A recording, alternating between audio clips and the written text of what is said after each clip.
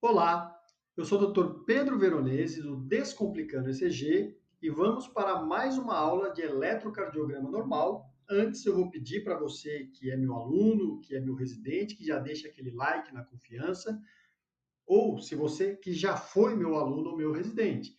Caso contrário, se você ainda não me conhece, eu vou pedir para você esperar um pouquinho, assistir a aula e se ela te trouxer um conteúdo relevante que vai te ajudar na sua prática clínica, vai te ajudar a salvar pacientes, eu vou pedir para você deixar o like para mim. Então, hoje vou falar especificamente das ondas T e U, ok?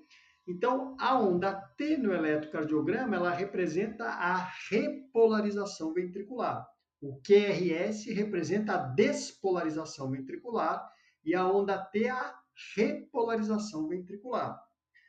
Eu já falei em aulas prévias que nos átrios a despolarização e a repolarização vão sempre do endocárdio para o epicárdio. Então, nos átrios, tanto a despolarização como a repolarização vão sempre do endo para o epicárdio. Nos ventrículos isso é diferente. A despolarização vai do endo para o epicárdio, mas a repolarização vai do epi para o endo. E por que isso ocorre nos ventrículos? Porque a irrigação coronariana, ela se dá de uma forma peculiar nessas estruturas. Ou seja, eu tenho a coronária, que é um vaso epicárdico, e esse vaso epicárdico mais calibroso emite ramos mais finos, mais delgados em direção ao endocárdio. E quando o músculo cardíaco se contrai, esta região do endocárdio, ela sofre um fenômeno chamado de isquemia fisiológica. Por isso que a despolarização vem do endo para o epi, mas a repolarização começa no epicárdio e vai para o endocárdio, porque o endocárdio, durante a contração ventricular, ele sofre esse fenômeno conhecido como isquemia fisiológica, ok? Pedro, eu entendi isso, mas qual é a relevância disso? Vou te mostrar. Então, aqui eu tenho o músculo cardíaco dos ventrículos em repouso, ou seja, eu tenho uma célula polarizada. E eu já te ensinei que uma célula polarizada ela é positiva no seu exterior. À medida que o ventrículo começa a se ativar, ou seja, se despolarizar, o que era positivo começa a ficar negativo. Então, aqui vai ficar negativo, depois eu vou ter dois negativos e o fenômeno vai andando neste sentido, sempre doendo para o epi, até que eu tenha toda a negatividade aqui. Neste momento, onde eu tenho uma carga negativa e uma positiva, eu tenho um dipolo. Se eu tenho um dipolo, ele pode ser representado por um vetor, cuja origem se relaciona com a negatividade e a extremidade com a positividade. Então, este vetor que eu estou ampliando aqui é o vetor da despolarização ventricular. Ele está andando neste sentido e ele tem, como eu mostro aqui, esta direção e sentido aqui para vocês. Porém, a repolarização ela vai começar agora do epicárdio em direção ao endocárdio por conta da irrigação coronariana e da isquemia fisiológica. Então, todas as células estão despolarizadas negativa, então nesta região do epicárdio começa a haver positividade. E essa positividade vai andando neste sentido, do epi para o endo. De tal forma que, novamente, eu tenho uma carga negativa e uma positiva que pode ser representada, né, este dipolo, por um vetor, cuja origem se correlaciona com a negatividade e a extremidade com a positividade. Então, esse vetor, ele tem essa direção e sentido, porém, ele está andando para trás. É um vetor que está andando de marcha ré. Então, vou ampliar o vetor que representa a repolarização. Então, este vetor representa a despolarização e esse a repolarização. Notem vocês que eles têm o mesmo sentido. E do ponto de vista prático, isso vai fazer com que a onda da despolarização, que é o QRS, e a onda da repolarização, que é a onda T, tenham a mesma polaridade. porque os vetores têm a mesma direção e sentido. Então é por isso que em V1, que o QRS é predominantemente negativo, a onda T é negativa. É por isso que em V6, quando o QRS é positivo, a onda T é positiva.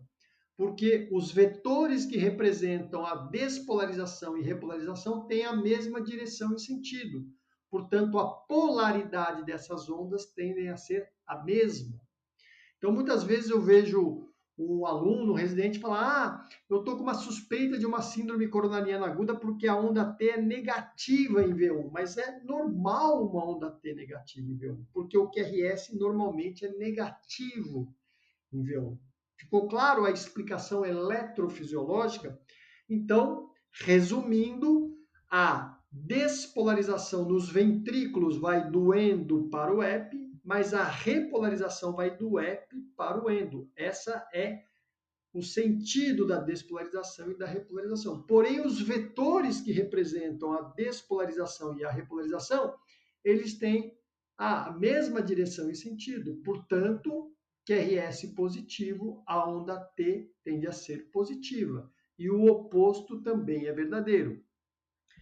E isso ocorre porque a repolarização dos ventrículos inicia-se no epicárdio devido à irrigação coronariana e ao fenômeno de isquemia fisiológica. Então, aqui, os achados de uma onda T normal, o seu eixo elétrico entre 0 e 90 graus igual da onda P, embora a gente não veja muito eixo elétrico de onda T, ela tem que ser assimétrica, ou seja, lenta, rápida. Note que ela sobe mais lenta, desce mais rápido. Se você estiver aqui em cima e tiver que deslizar para cá ou para cá, aqui a queda vai ser mais rápida. Então, aqui ela é mais lenta, aqui ela é mais rápida. É normal ter uma onda T negativa em V1, já mostrei para vocês. E o normal é ter uma onda T positiva em V5 e V6. Então, o indivíduo que tem uma onda como essa, negativa em V5, V6, ele tem que provar que ele não tem uma cardiopatia, que ele não tem uma doença. Perfeito? Então, ele tem que provar. Lembrar que até os 14 anos de idade, a onda T pode ser negativa de V1 até V3, ou seja, há uma predominância ainda do ventrículo direito. À medida que essa criança vai envelhecendo e a predominância passa a ser do ventrículo esquerdo, essas ondas T começam a ficar positivas em V2 e em V3. Ela pode permanecer ainda negativa em V1, e isso ser um achado normal. Agora eu vou falar um pouquinho da onda U. A onda U pode ou não estar presente, e quando ela está presente, pode ser um achado normal ou um achado anormal. Então, existem indivíduos normais, geralmente mais vagotônicos, que têm onda U no eletro, e essa onda U é um achado absolutamente normal. Porém, uma onda U, ela pode estar relacionada com hipocalemia. Então, há indivíduos que têm onda U no eletro relacionado a um potássio baixo, você repõe o potássio e a onda U desaparece. Qual é a gênese da onda U? Ela é discutível na literatura eletrocardiográfica. Alguns autores acham que ela representa a repolarização dos músculos papilares. Outros autores, a repolarização das células M, que estão no interior do miocárdio ventricular. E alguns autores acham que ela representa a repolarização das fibras de Purkinje. Independente da sua gênese, que ainda é debatida, quando ela está presente e é uma onda U normal, ela tem que ter a mesma polaridade da T e uma menor amplitude, como eu mostro nesse exemplo. Então, aqui eu tenho uma onda T positiva, a onda U é positiva, mas tem uma menor amplitude. Então, ondas U's normais têm a mesma polaridade da T com uma menor amplitude. E ela também pode estar presente na hipocalemia. Então, esses são os aspectos mais importantes que eu queria falar em relação à onda U e à onda T. Espero que você tenha gostado. Se você ainda não deixou o seu like, eu peço encarecidamente que deixe. Um grande abraço, até logo, tchau, tchau.